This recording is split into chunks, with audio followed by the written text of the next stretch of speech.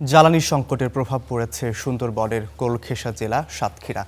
এ নিয়ে জানাতে যুক্ত হচ্ছেন গাজী ফরহাদ। আমরা ফরহাদের সাথে যুক্ত হব। ফরহাদ, যেমনটি বলছিলাম যে বেশ কিছুদিন ধরেই জ্বালানি সংকট দেখা দিয়েছে সাতক্ষীরায়। জ্বালানি সংকটের তীব্রতা কেমন দেখছেন? সেই সাথে আরেকটি বিষয় জানতে চাই, ডিজেলের অভাবে বনজীবী ও মৎস্যজীবীদের আয় রোজগারে কি প্রভাব পড়েছে? সাতক্ষীরায়ও কিন্তু জ্বালানি সংকটের প্রভাব দেখা দিয়েছে। আমার পেছনে যে লম্বা লাইন দেখছেন, এখানে বাইকাররা কিন্তু গতকাল রাত থেকেই সিরিয়াল দিয়ে দাঁড়িয়েছেন। আর ঘন্টাখানেক পরেই এই ফিলিং স্টেশন, অর্থাৎ আমরা দাঁড়িয়ে আছি সাতক্ষীরা শহরের আলিপুর চেকপোস্ট এলাকায় সোনালী ফিলিং স্টেশনে। এখানে গতকাল রাত থেকেই কিন্তু বাইকাররা দাঁড়িয়ে আছেন, আজকে কিছুক্ষণ পরে তেল দেওয়া হবে।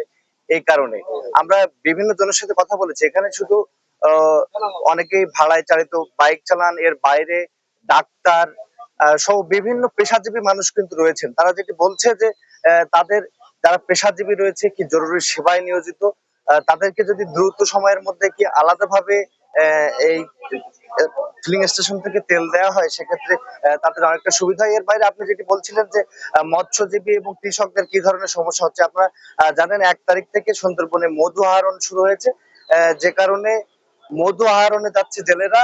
মধু আহরণে যেতে তাদের কিন্তু জ্বালানি তেলের প্রয়োজন হয়। তো সেক্ষেত্রে তারাও কিন্তু এই সংকটে পড়েছে। আমরা শ্যামনগর এলাকার পাম্পগুলোতে ঘুরে দেখেছি যে সেখানেও কিন্তু লম্বা লাইন, এবং ডিজেল কেরোসিনও তারা কিন্তু পাচ্ছে না। কেউ কেউ 2-3 দিন ধরে লম্বা লাইনে দাঁড়িয়েও পাচ্ছেন না। আমরা দু একজনের সাথে কথা বলতে চাই। আপনারা কখন থেকে দাঁড়িয়ে আছেন এখানে?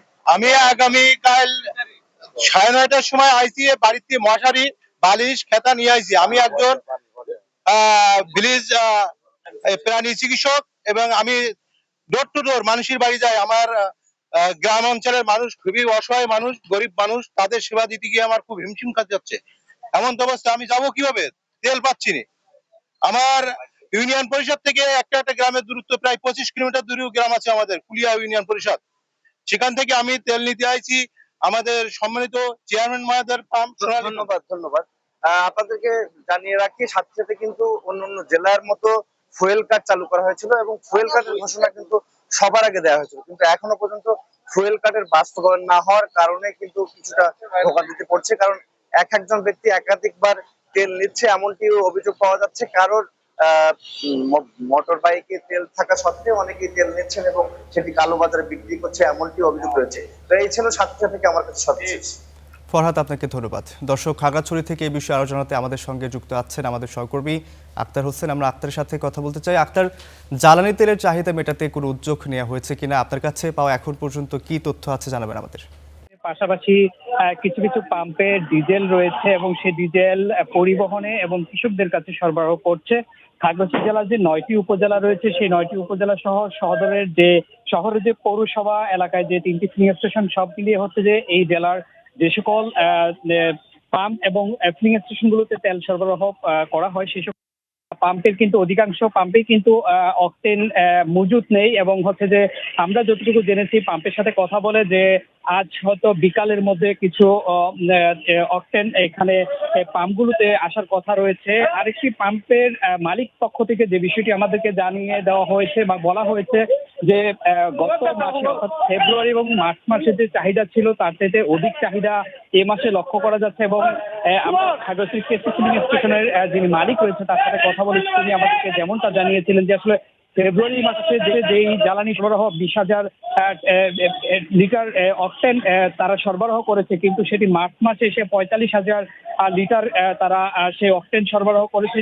বলা যায় যে দ্বিগুণের অধিক যে চাহিদা সেটি কিন্তু তারা মেটাতে হচ্ছে। এবং তারা বলেছে যে উপজেলাগুলোতে যে সকল পাম্পে তেল সরবরাহ করা হয়ে থাকে, সে সকল পাম্পে যেহেতু তেল নেই, যার ফলে কিন্তু শহরের যে সকল পাম্প রয়েছে তারা সেখানে এসে ভিড় জমিয়েছে। পাশাপাশি আমরা আরেকটি বিষয় বলে রাখি, যেটি হচ্ছে যে এই যে ফিলিং স্টেশনগুলোতে যে সকল তেল সরবরাহ করা হয় বা তেল এখানে এসে পৌঁছে, তার কয়েক ঘন্টার মধ্যে কিন্তু তেল সবগুলো শেষ হয়ে যায়। এবং সব মিলিয়ে হচ্ছে বলা যাচ্ছে যে তেল সংকট গত মার্চের 8 তারিখ থেকে এ পর্যন্ত কিন্তু খাগড়াছড়ি শহরে তেল সংকট একটি তীব্র আকার রয়েছে, যার ভোগান্তিতে এখানে পরিবহন থেকে শুরু করে প্রতিটি সেক্টরে এবং প্রতিটি পেশাজীবী মানুষ কিন্তু সেই ভোগান্তি পোহাতে হচ্ছে। আক্তার, আপনাকে অসংখ্য ধন্যবাদ।